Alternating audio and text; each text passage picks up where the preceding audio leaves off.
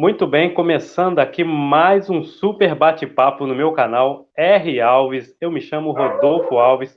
Seja bem-vindo você que está nos assistindo. Se você ainda não é inscrito, se inscreva, curta esse vídeo e compartilhe com seus amigos que você vai estar ajudando aqui o meu canal a crescer cada vez mais. Como já disseram aí nas redes sociais, né, no Facebook, um canal imparcial, a gente traz aqui, é um campo aberto, né, para você que é candidato a vereador por Vassouras, né, ou por outras cidades também, independente se você é do centro, se é direita ou se é esquerda, estamos aqui para ouvir você e nesse belo bate-papo. E hoje a nossa convidada é uma candidata já experiente, né? As pessoas vão até dizer: poxa, Rodolfo, você já está mudando seu discurso, né? Você falou que queria entrevistar os candidatos, né, que estão começando agora, mas eu quero ouvir um pouco da experiência dela, que está vindo candidata pelo PSC, tô certo, Fabiola? Certinho. Isso aí, PSC, candidata a vereadora por Vassouras, Fabiola Assede. Muito obrigado, Fabiola, por ter aceitado o convite. Rápido, aceitou até bem rápido, né? Indicação aí do nosso amigo Dudu Vem, que também é candidato a vereador, né? Logo que a gente conversou, você já logo aceitou participar aqui do nosso programa também, do nosso bate-papo. Então tá, Fabiola, bem-vinda, muito obrigado por ter aceitado. Tá? E eu quero ouvir um pouquinho de você, Fabiola, da sua experiência, né? Você, como eu já disse, você está tentando a reeleição como vereadora, né? E eu gostaria de saber um pouquinho da sua experiência nesse primeiro mandato seu, tá? Como é que foi essa sua experiência? Como era aquela Fabiola na época? Se essa mesma Fabiola daquela época existe, se mudou um pouquinho? Vamos lá. Bacana. Boa noite, Rodolfo. Eu quero, claro, dar início a esse momento que é tão importante para mim e para qualquer outro candidato que tenha a mesma oportunidade. Agradecer demais a indicação do Dudu Vem, que isso ajuda muito a gente, sobretudo nesse período de pandemia, que a gente, né, por enquanto aí os comícios ainda não estão liberados, a questão do corpo a corpo é uma questão complicada, tanto para o candidato quanto para aquele que vai abrir sua porta para receber esse candidato. É tudo muito inseguro, muito incerto. Então, eu quero realmente agradecer essa oportunidade. Quero dar boa noite também àquelas pessoas que estão aqui nos ouvindo, que estão presentes, que vão, porventura, poder abrir o canal e poder ouvir um pouquinho das nossas ideias. Rodolfo, primeiramente, eu quero dizer assim, que quando a gente entra para um desafio desse, né, um desafio público, né, se coloca à disposição do julgamento público da nossa sociedade, a gente carrega assim muitos sonhos, sabe? A gente entra para uma legislatura com milhões de ideias, mas tá certo, existe a teoria, né? Mas existe a prática. E na prática, de acordo com as minhas experiências, elas não foram tão felizes. Eu percebi que muitas coisas que eu sonhava não foram possíveis de realizar. Por quê? Porque eu hoje tenho a crença de que o nosso sistema está apodrecido. Eu acho que o sistema, a dependência, que existe hoje uma dependência dos poderes que não deveria existir. E essa dependência causa danos à nossa democracia. Então, eu vou dar um exemplo para você. Quando eu entrei, logo na primeira semana, a gente primeiro precisa escolher o presidente da Câmara no primeiro dia de posse. Logo na posse, escolhe-se o presidente da Câmara. E logo em seguida, na primeira sessão, faz-se a reunião para escolher quem são os representantes das comissões permanentes que precisam existir. Justiça e Redação Final, Comissão de Educação, Comissão de Saúde, Comissão de Direitos Humanos, Mulher, são várias comissões permanentes. E eu, com toda a minha euforia por ser mulher, por ser a segunda, eu e mais parece que a vereadora Grace, éramos as duas únicas professoras daquele mandato, claro que eu me coloquei à prova para ser, pelo menos para fazer parte das comissões que eu me identificava, inclusive que eu carregava como bandeira, que era a educação. Só que quando eu demonstra um perfil de oposição quando você não é eleita no palanque do prefeito, você já é vista com olhos, né? Essa menina aí vai me dar um certo trabalho. Só que as comissões são importantíssimas para o seguimento do processo de uma votação de um projeto, porque os pareceres saem das comissões. Você acredita, Rodolfo, que não me permitiu fazer parte de nenhuma comissão? Nenhuma, sequer uma. Eu me inscrevia para, mas tudo vai ao plenário. Existe um ditado que diz assim: oposição grita e situação vota. É verdade. É verdade. São situações que vão te testando.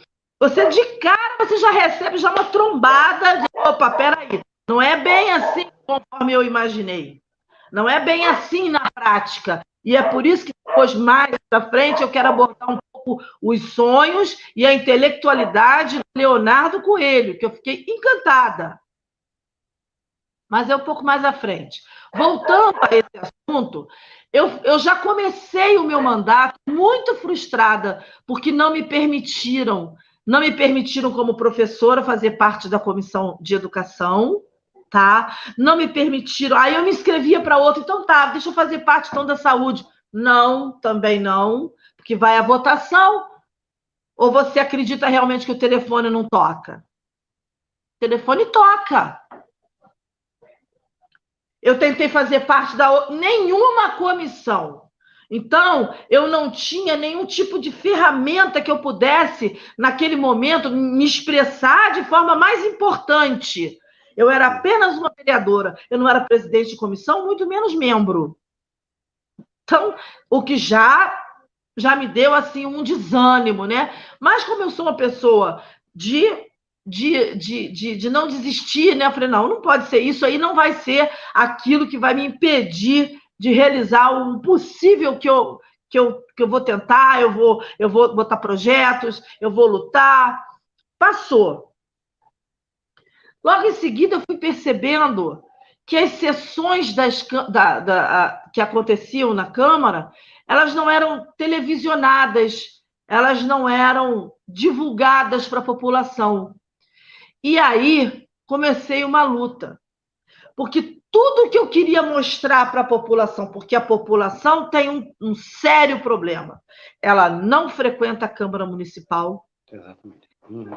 Quando ela não frequenta a Câmara Municipal, ela passa a ser coadjuvante, bem distante desse processo, porque ela não realiza o protagonismo onde ela é protagonista dentro da Câmara.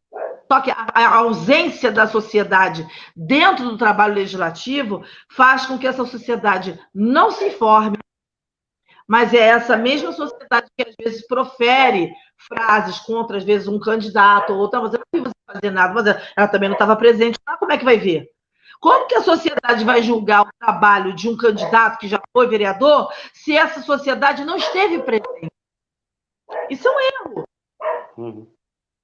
Isso é um erro. E aí, o que acontece?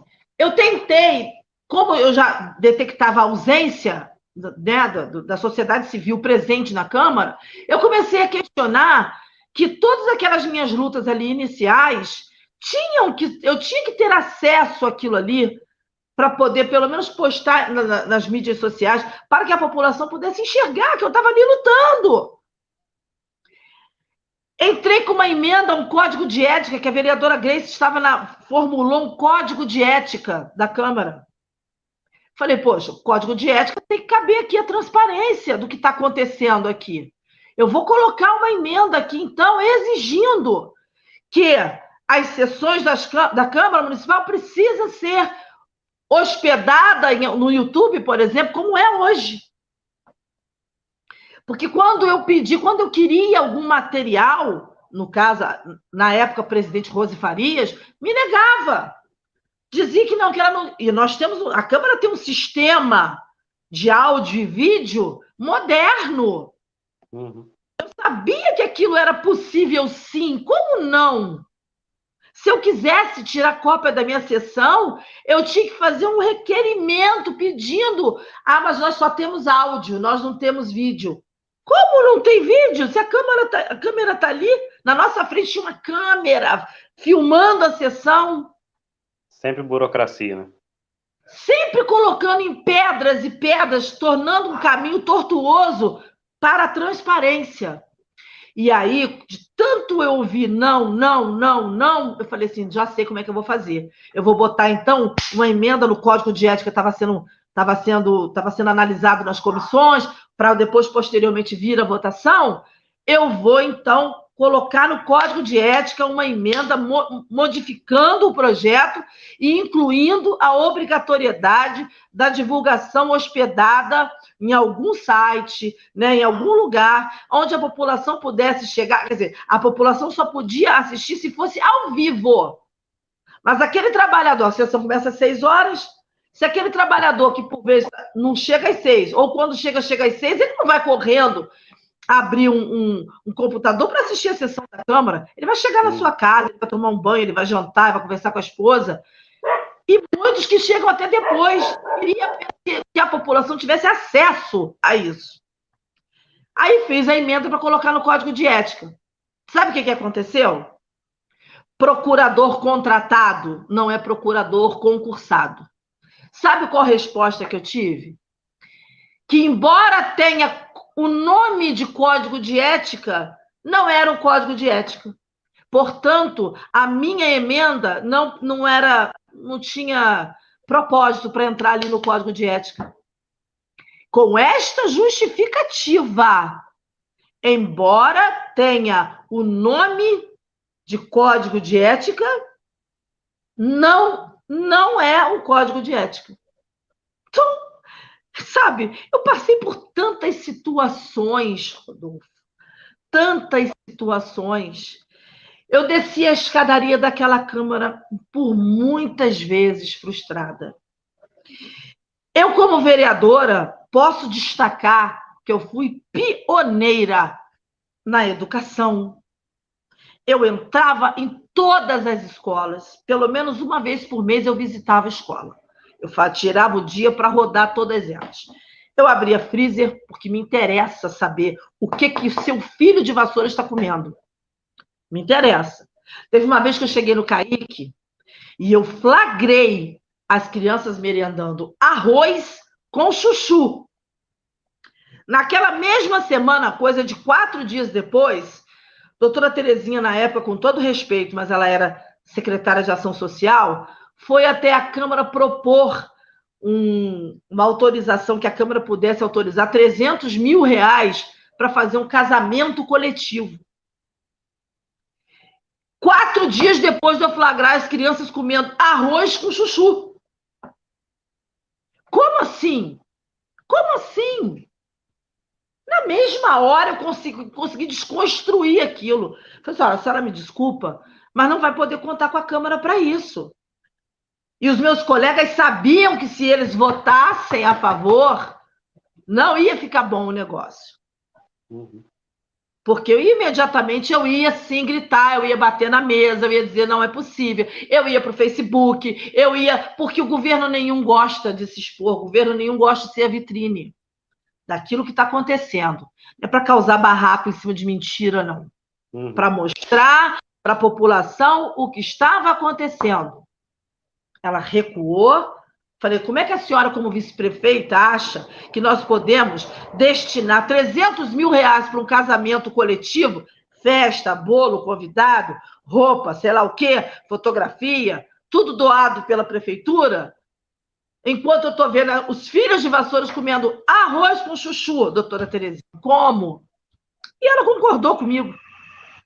Ela concordou e retirou esse projeto. Eu fui visitar todos os postinhos de saúde. Pioneira. Eu nunca vi vereador fazer isso. Me desculpe. Antes de mim, não. Depois de mim, sim. Entrar em todos os postinhos, todo mês, 1, 2, 3, todos. Eu lhe digo, todos os postinhos eu sei onde fica. Eu sei qual que são unidades, quais são subunidades. E foi aí que, nessa ocasião, eu flagrei uma enorme ausência de médicos dentro dos postinhos. Ainda tem. Oi? Ainda tem. Ainda tem. Problema crônico. Esse é um problema crônico. Exames, uma demanda gigantesca de exames. Exame que nunca chega. Que nunca chega, que a pessoa esperando 3 meses para fazer exame. Enfim, tudo isso foi uma luta muito grande. Eu consegui, fui ao Ministério Público. O Ministério Público se manifestou. Inclusive, eu consegui fechar, chamei a Defesa Civil e mostrei o postinho da Esquina da Alegria. Nenhum animal poderia estar sob aquele teto, muito menos seres humanos. Fecharam o postinho. O Severino reinaugurou. Então, eu posso considerar que, para ele reinaugurar, é porque houve alguém que lutou por aquele espaço ali. E esse alguém foi eu. Nem um convite eu recebi, mas tudo bem. O que importa é que foi feito. O trabalho foi feito. Então, isso é que importa. Dentro da educação, Rodolfo, eu lutei muito. Eu lutei muito com os professores. Muito. O Renan foi um prefeito muito ruim para os professores, para o funcionário público. Ele foi um padrasto. A verdade foi essa. A minha luta foi tão grande junto à educação que nós conseguimos fazer com que ele instaurasse um fórum permanente de discussão dentro da educação, com representatividade de vários setores. Poder legislativo, poder executivo, sociedade civil. Eu me candidatei, porque ninguém lutou pela educação como eu lutei no meu mandato. Eu me candidatei. Eu quero ser a representante, então. Eu quero ser a representante da educação no fórum permanente. Não me deixaram. Quando vai para a votação, eles cortam na jugular. Então é muito difícil. Tudo isso por quê? Porque você é uma vereadora de oposição. Aliás, esse nome, oposição, eu acho que esse nome para mim é irrelevante. Você tem que ser um vereador e cumprir o seu papel. Qual é o seu papel? Fiscalizar as ações do Poder Executivo, legislar, criar leis possíveis. Esse é o seu papel. Então, aí, quando você começa a exercer o seu papel, você passa a ser um personagem não grato, sabe? Você não agrada. Quando eu fazia alguns requerimentos, esse requerimento, pelo nosso regimento interno, ele pode passar pela apreciação do colegiado ou não. Mas os meus requerimentos, todos eles passavam pela apreciação do colegiado. Se eles não quisessem que eu descobrisse alguma coisa através daquele requerimento, eles não aprovavam o meu requerimento. Quando era uma coisa que eles achavam que não era ameaçadora, e eu estou falando isso porque eu estou falando a realidade da Câmara Municipal. Doa quem doer. Quem está lá sabe disso. Quem vai estar lá vai conhecer essa realidade. E quem já passou por ela não pode me contestar. E o regimento interno deixa claro: basta o presidente encaminhar o requerimento do vereador. Ele não precisa botar a prova do colegiado, porque o vereador ele gosta de fé pública. Ele gosta de fé pública. Eu não tenho que pedir autorização a ninguém para perguntar ao prefeito as coisas que eu quero saber a respeito de qualquer assunto que envolva o poder público. Então, você vai com o tempo, você vai se abastecendo, estudando mais para ver como é que você faz para dar alguns contornos, para ver como que você consegue chegar até aquele objetivo, driblando um pouco, né, as artimanhas e as armadilhas que você precisa atravessar para conseguir alguma coisa. Todo mundo sabe que diretores de escola eram indicação política. Mas eu acho que quanto mais a gente despolitizar a educação, melhor. É melhor. Eu acho que diretor de escola, ele tem que ser escolhido pela comunidade escolar e pela comunidade docente. Eu acho que tem que ser uma harmonia, uma escolha democrática. Não pode ser a coleguinha do prefeito que foi cabo eleitoral dele. Isso não é legal, isso não é bom, não oxigena a educação. Então, eu criei a lei que instituía, de fato, a eleição direta dos diretores de escola para toda a rede municipal. Se hoje os diretores são eleitos, é graças ao meu trabalho. E posso lhe dizer, foi muito difícil. O Renan não sancionou essa lei, ele vetou essa lei. Essa lei foi sancionada porque ela voltou para a Câmara e eu consegui convencer o meu colegiado de que essa lei era saudável para a educação. E aí a Câmara promulgou a lei. Ela não é uma lei sancionada pelo Executivo, e sim promulgada pelo Poder Legislativo, que tem o mesmo valor. Então, são muitas lutas. Tudo que eu propunha, ele vetava. Sabe? Tudo que era fundamental, aí eu conseguia quebrar o veto no Legislativo depois, para poder o presidente promulgar. Logo, claro, o outro presidente que sucedeu a presidente Rose Farias. Então, assim, eu passei 2 anos de dias dificílimos com a presidente. Nós tivemos embates seríssimos, divergências de ideias seríssimas. O que eu não pretendo levar e não trouxe para a minha vida particular. Mas ali, no campo da construção, porque o parlamento é um campo de construção de ideias. Ali, nós tínhamos enormes divergências.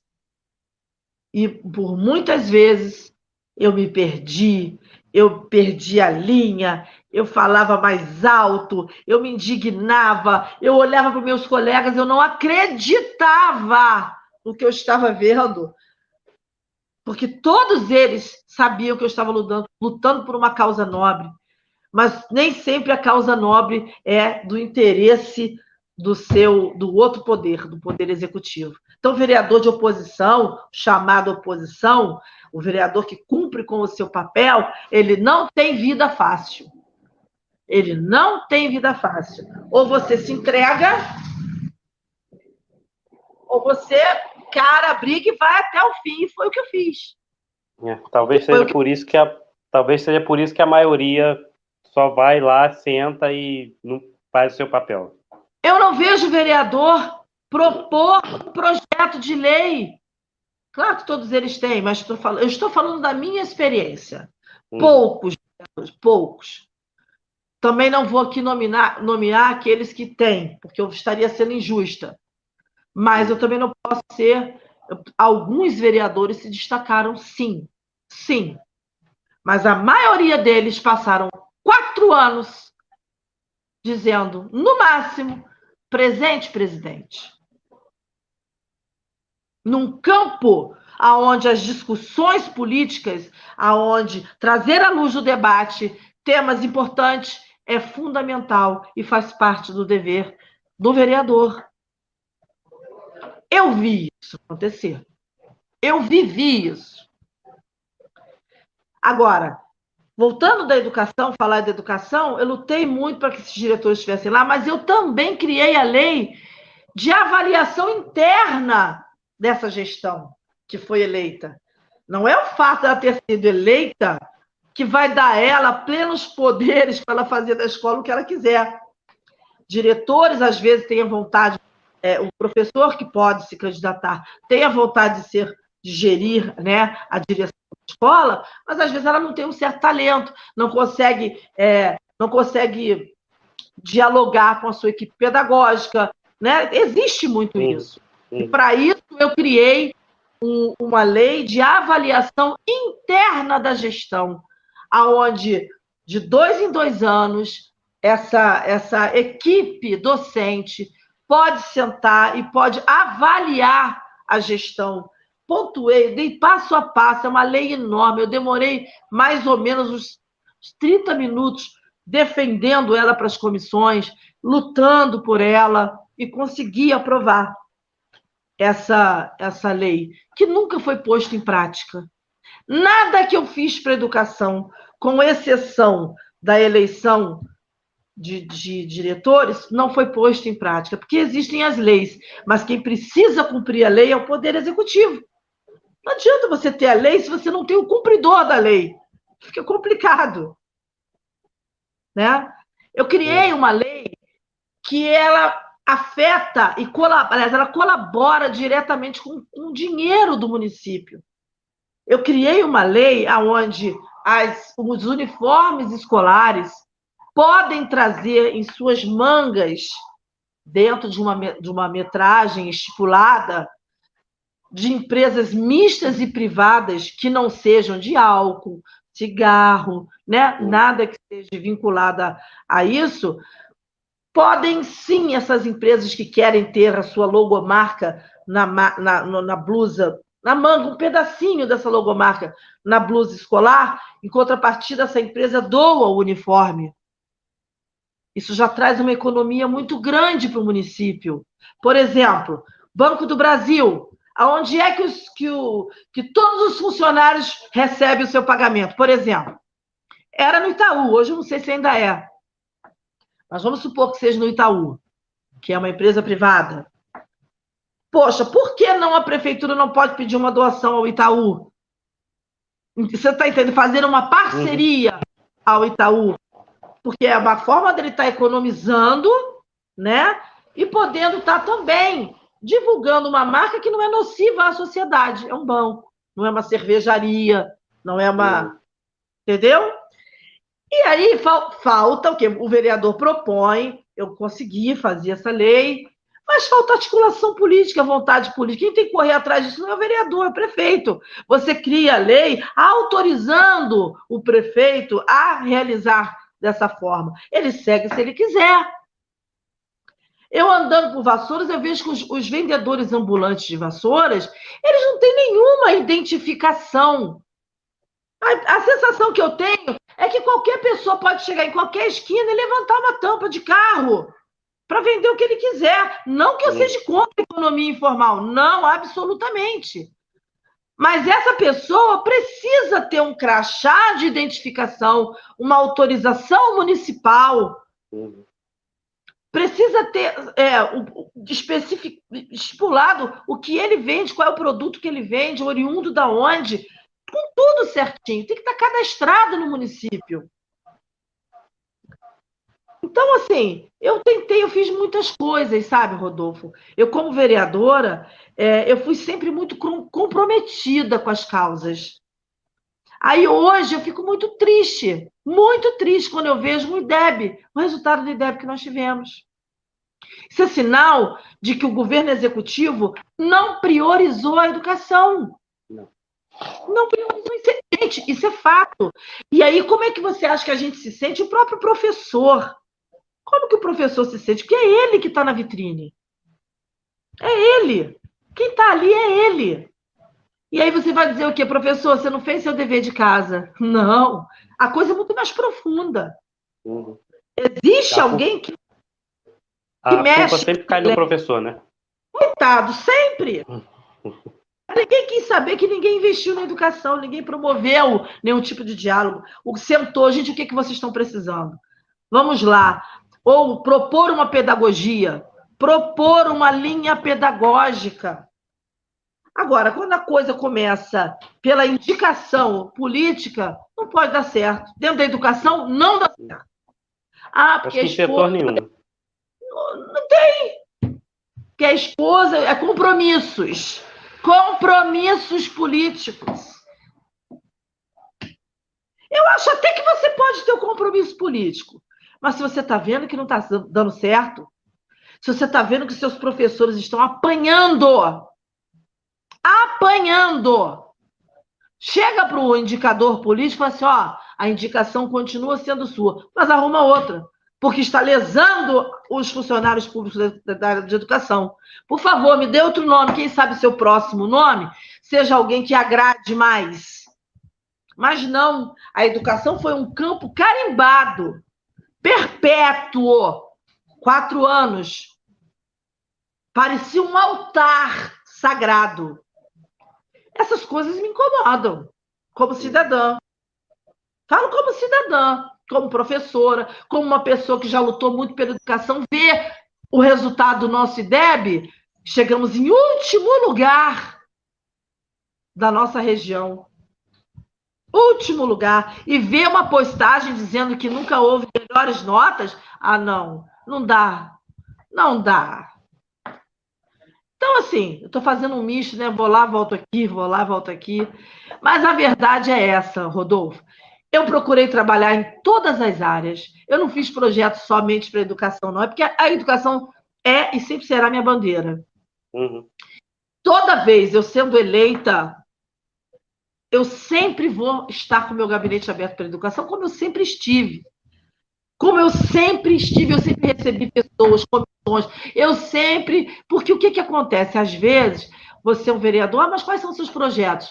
Às vezes você não tem tantas coisas assim para dizer, mas o próprio mandato, ele é tão dinâmico, em 4 anos, tantas coisas acontecem, que o importante é você estar disposto, aberto a ser a ferramenta de transformação desse dinamismo, porque as demandas são flutuantes. O importante é saber que aquele vereador, vamos lá levar nossa causa? Vamos lá, a gente tem uma Câmara forte, a gente tem uma Câmara que debate, uma Câmara que não diz amém para tudo. Aliás, esse é o meu sonho. Esse é o meu sonho. Entrar numa Câmara onde eu veja algumas pessoas, eu veja que eu vou dizer sim e o outro vai dizer do outro lado não. Eu vou dizer porque eu quero sim e o outro vai dizer não, Fabiola, eu defendo não por isso, porque eu acho legítimo.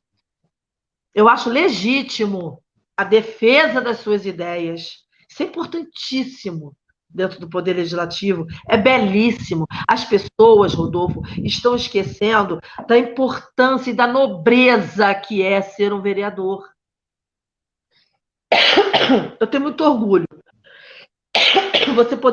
Você ser eleito para representar a população, você defender os interesses da população.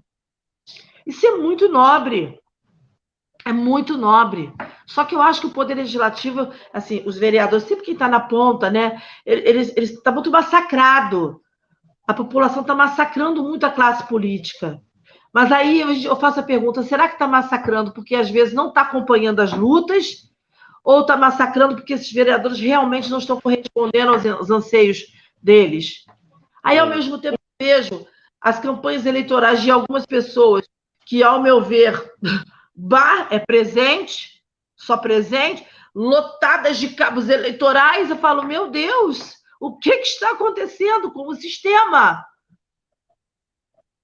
Ideologia só até a página 7. Só até a página 7. Não me venha com discurso, porque é plural. Não, detesto esse discurso. Detesto. Detesto esses discursinhos do Google. Não gosto. Eu conheço a prática. Quero aqui abrir um parênteses para o menino Leonardo Coelho. Por que eu estou tocando no nome do Leonardo Coelho? Porque eu há muito tempo, nem estou falando, nós temos inclusive outros jovens na nossa nominata e até em outras nominatas que não são nem as que fazem parte da nossa majoritária. Tem muita gente boa, tem muita gente que precisa ser ouvida, porque às vezes a pessoa não tem a experiência adquirida, mas não significa que ele vai ser um vereador ruim, que ele não vai ser comprometido com a sociedade. As pessoas precisam estar abertas a ouvir. E eu ouvi a entrevista do Leonardo Coelho. Primeiro, porque ele é filho do meu amigo. Segundo, eu não tinha a oportunidade ainda de ouvir as ideias dele. Sempre ouvi dizer que ele foi escolhido para estar representando. Ele fez o Parlamento Juvenil, ele fez o Câmara Jovem no Estado, parece que ele foi até para Brasília. Então, isso aí deu a ele uma bagagem. Eu fiquei encantada com o preparo, com o conhecimento. Porém, Porém, eu fiquei pensando assim, poxa vida, quantos sonhos ali dentro, quanta vontade de fazer alguma coisa dentro desse jovem, na cabeça dele. Tomara que ele tenha sabedoria intelectual, e me parece que tem, para poder conseguir digerir o abismo que existe entre a teoria e a prática. Porque a verdade é essa, você precisa digerir um crocodilo daquele gigantesco. Quando você descobre que os seus sonhos não são tão fáceis de se realizar. Então eu fiquei olhando para ele, mas o preparo dele me chamou a atenção. O conhecimento dos caminhos que ele abordou são importantíssimos. Aplausos para um jovem assim. Todo o meu respeito. Eu só pensei nisso. Caso ele venha a ser eleito, será maravilhoso para a Câmara. Maravilhoso. Porém, eu queria estar lá também para podê-lo ajudar. Em primeiro lugar, ajudar. Vamos juntos. E, em segundo lugar, para poder ser um ombro para ele chorar quando ele perceber que o jogo é diferente. Parece, eu não sei se você percebeu, né? Ele falou que quando ele fez parte da Câmara Jovem, né? Ele propôs uma mudança na Câmara lá e que não foi aprovado, né? Parece que ele propôs um projeto de lei, né? E não foi aprovado. Eu quero falar. E acabaram até com esse projeto da Câmara Jovem. Depois disso, acabaram com a Câmara Jovem. Para inglês ver. Aquilo ali, posso falar? Me desculpem. Com todo respeito a quem criou, mas aquilo ali foi uma tremenda covardia. Sabe por quê? Quando você quer dar formação política a um jovem, você precisa colocar ele à prova da realidade. A Câmara Jovem estava ali, mas nunca a Câmara Jovem foi convidada ou foi colocada para participar das discussões. Não precisa nem participar das discussões, mas olha aqui, Câmara Jovem, olha só. Vocês sabem como é que vota um orçamento? Vocês sabem como é que vai se comportar os vereadores? Vocês sabem que aqui os vereadores podem implementar emendas que podem melhorar o recurso para a saúde, melhorar o recurso para a educação, para o meio ambiente, para a agricultura, para o turismo. Eles não. Ficou para a Câmara Jovem criar o dia da folha que caiu da árvore. Você entendeu? Nunca colocaram a Câmara Jovem para conhecer o que acontece quando você quer lutar, quando você quer botar mais recurso, porque o vereador só existe por um motivo: pela lei de diretrizes orçamentárias que nós precisamos votar uma vez ao ano. Essa é a fundamental existência do vereador. É para isso que ele, a princípio, existe. É para ele poder... É um momento onde ele tem para poder colocar os anseios até mesmo da população. E aí, eu achei que o Parlamento Juvenil criado em Vassouras, eu achei ele muito utópico, muito colorido. Você entendeu? Muito ursinho poo. Você entendeu? Não colocaram a juventude a par das mazelas, das lutas reais, que é o campo de batalha do Legislativo. Não foram postos à prova nada disso. Dali, você pode ter certeza que eles não saíram com formação nenhuma. Nenhuma. Só que o sol nasce todo dia e se põe às 5, 6 horas da tarde. Só. Eles não foram postos a provas a assuntos polêmicos, sem direito ao voto, mas acompanhar como é que funciona o sistema, para eles entenderem como é que funciona um colegiado. Eu acho que eles tinham que ser postos à prova disso. Se não foi, não justifica. Qual o sentido de um parlamento que não pôde ter acesso às votações mais polêmicas da cidade? Ah, porque eles não são maiores, e daí? Nós não estamos fazendo pornografia? Não tinha nada ali que menor de idade não pudesse assistir. Todos eles com capacidade de entender o que estava acontecendo. Mas essa parte polêmica, quando quer se votar no apagar das luzes, cansei de passar por isso, aí o parlamento jovem não pode fazer parte disso. Então, para mim, não tem valor nenhum. Gastou-se dinheiro, o parlamento jovem, preparou a Câmara, tiraram bastante fotografia, né? Para dizer que pensa na pauta jovem. Nada foi feito. Nada. Nada de bom, nada de concreto, nada de construtivo, de produtivo. Então não desce, não adianta que não desce. Então, assim, mas independente disso, eu também consegui coisas. Nós tivemos momentos assim, eu tenho, Rodolfo, um jeito de ser, muitas vezes, mal interpretado. Uhum. Mas eu digo para você, é somente mal interpretado. Eu, às vezes, tenho um jeito de falar alto. Se amarrar minhas mãos, eu não falo, não sai uma vogal. Se eu não der meu soquinho na mesa, não sou eu falando. Mas eu posso lhe garantir que eu sou uma pessoa de um coração bom. Eu tenho um olhar sensível para as coisas. A mulher tem isso, eu defendo muito a mulher na política por isso. Eu acho que ela não é nem melhor e nem pior, a questão não é essa. Mas, às vezes, ela pode ajudar um colega a olhar o mesmo tema por uma outra ótica, de um outro ângulo. Eu acho que ela tem uma sensibilidade diferente da sensibilidade do homem, e isso, para mim, não significa ser melhor, não é isso. Mas viva as diferenças, para que elas possam se completar, para que elas possam se sintonizar.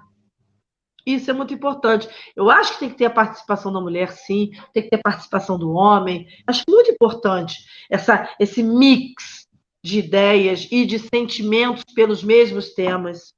Porque é aí que você começa a construir as coisas, né? Você começa a gramar esse espaço. Então, eu sou muito grata. Eu tive momentos tão ruins com os meus colegas. Eu, às vezes, por muitas vezes, eu trazia aquilo para o coração. Porque eu não conseguia entender. Eu não conseguia entender por que ele estava votando contra algo que eu estava defendendo e que fazia bem para a população. Eu não conseguia aceitar. Eu não conseguia aceitar. Aí depois eu falei assim, eu não vou conseguir. Aí depois eu comecei a perceber que não adiantava eu brigar com eles. Que cada um, no final, colheu o que plantou. Eu perdi a eleição. Eu errei. Em algum momento eu devo estar errado, com certeza. Em algum momento eu não agradei. De repente, eu faço aqui também as minhas autocríticas, sabe? Eu fiquei muito tempo da Câmara cuidando de tudo que eu precisava fazer lá dentro e esqueci da que estava rolando lá de fora. Enquanto muitos estavam dando tapinhas nas costas, abraçando lá, faz um favorzinho aqui, outro ali e tal, eu não. E na luta ali, ó, pá, pá, pá, pá. Você tá entendendo? Isso é um erro. Não cuidei da política. Eu não cuidei da política. Esse é um ponto. Outro ponto, talvez eu pudesse ter dialogado mais. Muitas vezes eu fui tomada de uma emoção que me dominava e que me deixava tão indignada que eu desistia de continuar naquele tema, porque é algo que dói muito quando você quer mostrar alguma coisa e que as pessoas estão entendendo o que você quer, mas infelizmente elas não podem votar com você. Isso dói. Aí, ao mesmo tempo, você tem uma sociedade civil que não frequenta, que não vê, portanto, ele não vai te valorizar. Ele não te conhece. Eu, Rodolfo, eu até fiz uma postagem uma vez na Câmara, chegou uma comitiva, mas uma comitiva mesmo de umas 15 pessoas, vindas do Piauí, Capim da Bola, e ali Santa Rita, que é um lugarejo entre Capinangola e Pirauí, para fazer reivindicações, depois de tanto procurarem o Renan, e o Renan, nada de mudar. Acho que eles estavam reivindicando livre acesso à estrada, era isso. Mas a presidente era, né, amém, amém, o prefeito. Quando chegou essa comissão lá, de lá, você via que era gente trabalhadora, gente do campo, trabalhador rural, produtor rural, gente que acorda 4 horas da manhã, entendeu? Para produzir alimento para gente, que já, por mim, já estão em desvantagem a partir do momento que eles têm um acesso tão próximo ao centro de uma cidade para poder ir a um banco. Até a escola de lá eles fecharam. O Renan fechou a escola do Pirauí. Quer dizer, você tem uma igreja, uma escola, que é basicamente aquilo que te dá uma identidadezinha local, né? Uma pracinhazinha, uma escolinha e uma igrejinha. Pronto, você já tem uma identidade. Quando você tem um agente político que destrói e acaba com tudo isso, você perde a identidade. E eles foram lá pedir o mínimo. O tratamento dele foi algo vexatório. Apagaram as luzes da Câmara na cara deles. A presidente não recebeu a comissão lá do Pirauí. Foi horrível. Eu gritava e falava, eu não acredito nisso. Ela estendeu a sessão até 10 horas da noite, porque a lei diz que 10 horas da noite não pode prosseguir na sessão, exatamente para dizer, poxa, não deu tempo. São joguinhos que eu percebia, que eu testemunhava e que me davam náuseas.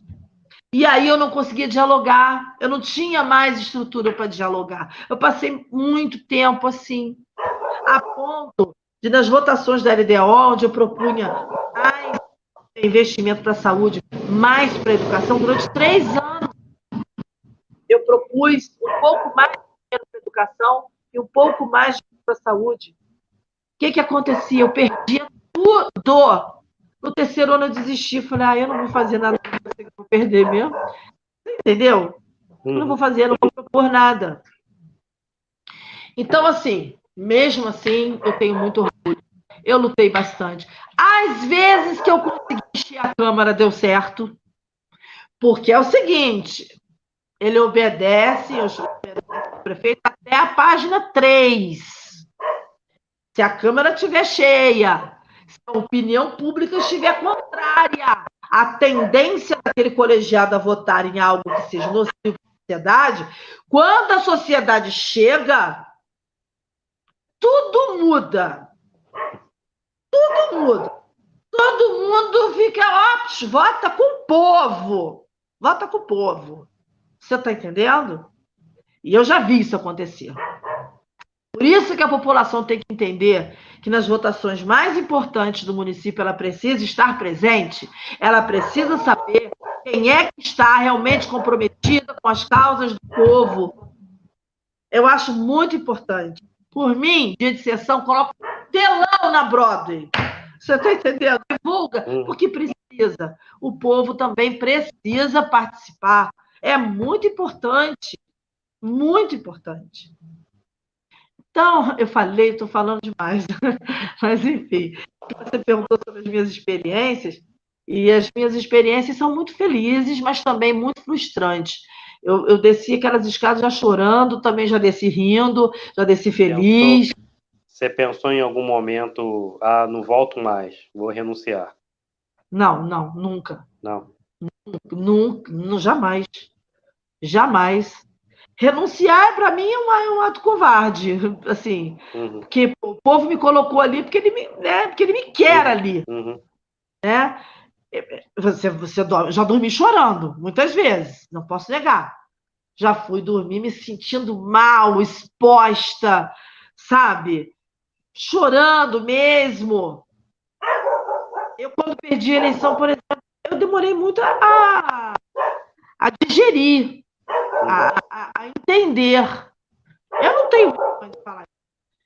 Quando no dia seguinte nós perdemos a eleição, tinha sessão, né? 2 dias depois. Eu contei para a Grace, ela, não, estou tranquila. Mentira! Mentira! Mentira! Não tem ninguém tranquilo quando você perde uma eleição. Perder uma eleição significa seus sonhos, tudo que você trabalhou, toda a sua intenção que você teve, não foram reconhecidas pela população. Isso te constrange. Isso te faz pensar. Eu fiquei muito mal. Por Deus, eu vou lhe dizer. Eu sei o quanto eu lutei. Eu sei o quanto eu tentei. Eu não vejo nem como um não reconhecimento da população, né? Eu vejo igual você falou, você estava dentro da Câmara trabalhando. Quem está lá dentro trabalhando não tem tempo de ficar aqui fora fazendo a propaganda, né? Propaganda de si mesmo, está fazendo seu marketing. Você estava lá dentro. E normalmente quem volta, né, é esse que está sempre na rua, igual você falou, dando tapinha nas costas, entendeu? É esse que a população acaba falando, não, esse é que é o gente fina, esse tem que voltar. Né? Mas quem realmente está lá dentro trabalhando, que não consegue aparecer, acaba não se reelegendo. Porque a população não participa. Exatamente, por uma série de motivos aconteceu. Agora, quando eu falo para você que eu fiquei frustrada, é porque, sinceramente, então eu vou morrer e não vou saber então o que me espera. Você está entendendo? Uhum. Eu não sei muito assim, não tenho isso muito claro, porque, poxa, você faz, você defende, você faz, mas a ausência dele também, a desinformação, né, provoca isso. Uhum. Eu hoje, por exemplo, eu sofri alguns ataques. Ontem, tem um rapaz chamado, não vou nem citar o nome dele, não vou. Tem um site aí, Vassoura, um site, um grupo, né, de Facebook, e você percebe claramente que ele é totalmente direcionado a um candidato. E ali, quando você entra ali, você é atacado como marimbondos em cima de você. Mas é marimbondos desinformados. Marimbondos que não sabem sequer entender o processo. Como que a coisa se dá. Toda vez que eu posto alguma coisa ali, eu já posto para fazer divulgação, mas eu já posto, mas vai me dar dor de cabeça. Você está entendendo? Uhum. Aí vem o camarada, não, porque eu nunca vi a senhora no Madruga, por que a senhora agora está falando do jovem? Nunca vi a senhora fazendo nada para o jovem. Mas até eu fazer ele entender que vereador não é ordenador de despesa, até eu fazer ele entender que quando eu crio uma lei que pode uma empresa particular ou mista bancar algo que não vai deixar de sair do cofre público para uma criança, eu estou promovendo mais recursos para que alguma coisa seja feita por alguém. E esse alguém pode ser um jovem, pode ser um idoso, pode ser um funcionário público. Você entendeu? As pessoas não conseguem fazer correlação das coisas. Então, o que eu percebo é assim, muita desinformação, sabe, Rodolfo? E a gente precisa estar catando penas ao vento. Catar penas ao vento. Você precisa fazer isso, porque também tem uma coisa. Se você desistir, você vai estar dando espaço para aqueles que não têm o mesmo compromisso, não têm mesmo as ideias que você tem. Você abre espaço para o vereador presente. Aquele vereador presente. Por isso que eu não desisto. Mas também não é algo que eu vou levar o resto da vida, não. Primeiro, eu não sou vereadora com missão para cumprir missão. Me dá ali 50 votos, só tá bom? Eu vou manter o seu DAS aqui, tá? Mas é porque 50 votos vai ajudar a nominar. Então, eu não me presto a isso. Eu não me presto a isso. Eu entrei para ser candidata com a intenção de fazer o meu trabalho e de conseguir o pleito. Se eu não conseguir, é consequência do trabalho, claro. Eu não sou aquela pessoa que, todo ano, toda eleição, estou ali. Não. Eu, 2, 3 recados da população, para mim, já é o suficiente para dizer que ele não me quer ou que ele me quer. Você está entendendo? Eu não tenho nada contra, mas eu sei que tem candidatos que entram ali para cumprir missão. Já vai para cumprir missão. E a gente tem que ir com vontade, com garra, para ganhar. Todo mundo tem que pensar na vitória. Na vitória. Porque se a gente tem isso, traz isso no coração, se a gente tem esse chamamento, a gente tem que acreditar. Se vamos ganhar ou não, isso envolve outras coisas. Mas a gente tem que entrar com vontade de ganhar. E tem muita gente boa aí, volta a dizer. precisa ser ouvido, que precisa de oportunidade. São 13 cadeiras. São 13 cadeiras. Quem sabe a gente tem uma Câmara aguerrida, forte, onde a gente vai lembrar eternamente de debates sadios, saudáveis. É o meu sonho. Isso aí, Desculpa, eu acho. falei. Nada, que isso. Né, eu acho que né, é meu sonho também ver uma Câmara renovada. Eu acho que precisa renovar a política de Vassouras, e ficou bem claro aqui com o nosso bate-papo que você quer essa renovação, você quer mudar, né? Igual o Dudu quer uma mudança, o Leonardo também chegando agora também quer essa mudança, e eu acho que Você viu, Vassouras está precisando disso. sim, Dudu, Né? vereadores que tem que ter suas bandeiras muito bem definidas. Uhum. Não adianta você olhar para uma pessoa e não ver o lado dela. Então, só se ela está de frente, ela está sempre de acordo com a situação ali, né? Com a circunstância. Não, o Dudu é um exemplo.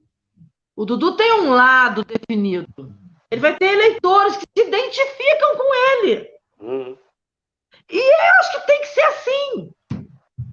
Ninguém é perfeito para tudo. Escolhe a sua bandeira.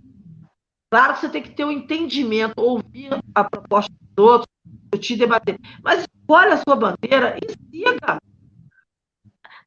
Esses dias me perguntaram, mas eu sou sua eleitora, você tem que me agradar, você tem, não, eu tenho que agradar, eu tenho que mostrar quem eu sou. E eu tenho condição que eu não vou agradar a todos. Mas com certeza haverá aqueles que vão se identificar comigo. Tenho certeza que cada eleitor, cada candidato, terá aqueles eleitores que vão se identificar com as causas dele, com aquilo que ele vai defender, aquilo que ele vai apresentar como bandeira. Dudu é um exemplo de alguém que tem lado. Ele já começou a campanha dele deixando isso muito bem definido. Eu admiro pessoas assim, sabe? Posso até não concordar, não estou falando do Dudu, não. Posso até não concordar com a ideia do outro, mas eu tenho que respeitar que é a bandeira dele, é a forma dele pensar. Agora, não dá é aquele que não tem lado, não sabe se o sorriso está aqui ou está atrás. Esse não dá mais. Não dá mais.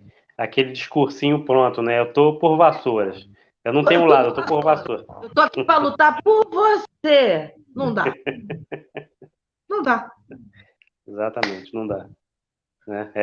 Eu acho que é essa mudança que tem que ter em Vassouras, para Vassouras crescer, né? Melhorar, né? Continuar sendo essa cidade maravilhosa, né? Daqui para melhor. Eu acho que a política tem que mudar. Eu acho que isso é primordial. Eu acho que os três que eu conversei aqui, contando com você agora, você é a terceira, né? Eu acho que tem essa proposta, pensamentos diferentes, mas assim com aquela vontade de fazer a diferença, de mudar. Isso aí, o objetivo de mudar, tá? Eu acho que eu me dou por satisfeito com o nosso bate-papo, tá? A não sei que você queira falar mais um pouquinho, né? Eu quero só encerrar. Tá, então você pode. Tá, pode ser, a palavra é sua, pode ser. Pode não, eu quero encerrar, claro, agradecendo a oportunidade, mas encerrar dizendo que assim, eu tenho esse sonho, sabe? Vassouras é uma cidade que eu amo muito. Eu não sou vassourense. Para cá, muito novinha, com 2 para 3 aninhos. Então, eu sou vassourense, sabe? Eu só não nasci aqui, mas eu sou criada aqui. Eu gosto dessa cidade, eu gosto das pessoas, eu tenho muitos amigos aqui. Eu quero ter uma vida participativa. Essa oportunidade me atrai. Poder ser uma pessoa participativa, que, aliás, eu procurei ser mesmo sem mandato. Mesmo sem mandato. Eu nunca me omiti aos temas debatidos em redes sociais. Não é bater boca, não. É dar a minha opinião. É me expor ou revelando aquilo que eu penso. Então, eu acho assim, que eu tenho isso dentro, a minha vontade de participar, a minha vontade de mostrar, olha, as pessoas não bem assim, não, viu? Sabe, eu tenho isso, eu tenho muito latente, eu tenho muito bem definido dentro da minha capacidade. E aquilo que eu não sei, eu tenho humildade para buscar o conhecimento. Aquilo que eu não sei, eu sempre tive humildade para buscar o conhecimento. Nem todos temos tanta excelência em todos os assuntos. Né? Nem mesmo dentro da educação, por exemplo, eu não tenho. Se você me convidar hoje para ser secretário de educação, nunca. Eu quero o melhor do que eu. Eu quero alguém melhor do que eu para a educação. Então, assim, porque eu realmente não vejo a educação como um jogo de poder. Não vejo a educação como um jogo político. Eu tenho uma visão bem diferente da educação. Mas para gerir a educação, tem que ter alguém técnico pedagógico. Que, aliás, eu sou a favor, eu estou já com isso muito na cabeça. Eu acho que dentro da educação não tem que ter um secretário, tem que ter dois. Um pedagógico e um administrativo de edificações, licitações, vai cuidar dessa parte cultural, né, das escolas. E o outro vai se dedicar inteiramente ao leme do barco. Inteiramente ao leme do barco. É ele que vai implantar a pedagogia que nós precisamos para poder elevar os IDEB, porque essa situação está vexatória. Os nossos professores não merecem. Vassouras não merecem. Nós somos uma cidade universitária. Nós temos uma FAETEC inoperante. Está faltando articulação política. Está faltando articulação política. Temos a demonstração da forma como o Covid-19 foi lidado, para mim, não foi boa. Na minha opinião, não foi boa. O centro de triagem fecha 5 horas, mas paga 24 horas. Fecha às 5, mas se paga 24 horas, não é sobre. Tem que estar aberto. Barreira sanitária aqui, 3 dias tinha, 2 dias não, de noite não tinha. O que é isso? O que é isso? Vai lá em Miguel Pereira, o centro de triagem está aberto. Aliás, alguns pequenos municípios ainda estão com o centro de triagem aberto. Vassouras já fechou. Vassouras fechou. Tem barreira sanitária que quase você não estava entrando em Miguel Pereira. Barreira sanitária firme. Ali, ó. Nós brincamos com a barreira sanitária, né? Nós brincamos de ter barreira sanitária. Então, são coisas, eu também não estou aqui para falar só do cidadão. Ninguém de tudo tem o valor dele, fez alguma coisa que eu acho que foi importante. Não, nossa discussão hoje aqui, nossa entrevista não é para falar de prefeito. Eu acho que se eu fosse vereadora, muitas coisas eu teria colocado para fora, coisas que eu observo como cidadão. A questão do IDEB, isso é seríssimo. É seríssimo. Só quem entende a educação como salvação é que consegue mensurar o tamanho da tragédia que é ficar em último lugar no IDEB. Se você não prioriza a educação, se você não entende a educação como a solução, você não acha que foi tanta coisa assim, problema não. Entendeu? Então, a mim, foi uma ferida aberta. Ter os professores diante desse resultado, de pés e mãos atadas. Enfim, eu sonho com a oportunidade de continuar fazendo alguma coisa. Eu costumo dizer, ganhando ou perdendo, eu fiz a minha parte. Quero continuar fazendo a minha parte.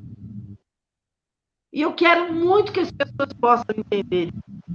Eu sei que eu não agrado a todos. Como ninguém agrada. Mas eu fico muito chateada também quando as pessoas se fecham, se trancam ao conhecimento, às informações. Porque a pessoa não quer saber da verdade, não. Tem um eleitor que não está querendo saber da verdade, não. É hashtag todo mundo e está tudo certo. Está tudo certo. Que isso que é importante é cantar um funk criminoso. O importante é cantar, é multiplicar um funk criminoso, criado por pessoas maldosas, com muita malícia, muita maldade. Mas eu sou uma mulher com confio na justiça. Na de Deus nem se fala, lógico, é Ele que rege a minha vida. Mas eu ainda confio na justiça dos homens. E cada um, pois dessa forma, e olha que tem um elenco, eu confio na justiça. Ele sim dê a resposta. Não se pode por ninguém de maneira criminosa, como me expuseram. Então, eu não ia nem entrar nesse debate, nesse tema, não, mas é algo que todo dia um amigo vem e me mostra. Olha o que está fazendo com você. Olha o que está fazendo com você. Candidatos permitindo isso. Na sua própria página. Candidatos. Sabedores da lei, conhecedores da lei. Achando lindo, batendo palma. São coisas que pertencem a mim. É a minha voz. Foi furtado, foi roubado. Uma frase que eu estava estimulando um grupo do qual eu fazia parte. Um grupo fechado de WhatsApp. Gente, vamos lá. Vocês estão parece que vocês não estão fazendo nada. Parece que está todo mundo com medinho do Severininho. O que é isso, porra? Enfim, eu acabo. Aí, esse áudio vaza, vai para a mão de um cabo eleitoral, é editado de forma criminosa, anima a sociedade, é multiplicada e curtida pelo prefeito, é comentada pela esposa do vice-prefeito, é toda hora exposta em rede mundial pelo cabo eleitoral, e eu vou ficar de braços cruzados? Eu não posso. Eu não sou covarde, eu não sou isso. Eu sou uma mulher, eu tenho família, eu tenho filho, eu tenho marido, eu tenho uma mãe, eu tenho irmãos. Eu confio na justiça. E aqueles que acham que eu não tenho tudo guardado, desde 4 anos atrás que eu venho sendo perseguida com isso, só que eu fui engolindo, estava passando um momento dificílimo na minha vida. Meu marido, de saúde. Todo mundo sabe disso. A eleição foi dia 2 de outubro, dia 28 de setembro, 4 dias antes, eu estava em São Paulo com meu marido no coração. Sabia que eu estava atravessando um momento e aquela situação vexatória, aquela situação minha como mulher, cidadã, como pré-candidata, pesada também, que fui exposta. Tudo isso eu aguentei, porque eu tinha um ser humano que precisava de mim, e era a coisa mais importante da recuperação do meu marido. Eu voltei para a recuperação dele, e para lá, para agora eles acharem que eles podem voltar me assustando, me envergonhando, me humilhando com esse funk nojento. Eu tenho pena de cada um deles. Eu tenho pena de cada um deles. Mas já está tudo encaminhado. Eu confio na... Muito obrigada, Rodolfo. Obrigado você. Eu agradeço a oportunidade. O desabafo não estava no script eu entrar nesse assunto. Mas é um assunto que, quando eu entro nele, não dá para aguentar. Mas eu sou uma pessoa muito... Olho para frente, tanta dança, bater macho. Eu quero é continuar. Beijo para você. Obrigada pela oportunidade. Muito obrigado. Tá? Espero imensamente a gente voltar, de repente, mais para frente, né, mais perto da eleição, num outro bate-papo. Dudu está tentando aí, né, me convencer a juntar aí, de repente, ele, você, e fazer, de repente, até um quadrinho, que legal. E, de repente, até fazer um ao vivo. Ele tá querendo fazer um ao vivo, né? E aí acho que vai ser bem legal também. Né? Legal. Se a gente conseguir, eu quero imensamente que você já está convidado para fazer parte desse ao vivo aí. Com certeza. Eu estou presente em tudo. Me chamou, eu estou indo. Só então, tá o microfone aí, porque eu falo muito. Um beijo. Tá Obrigada. ótimo, Fabíola. Muito obrigado a Boa noite você, a tá? todos. Tá Boa joia. noite, obrigado. Tchau, obrigada. Tchau.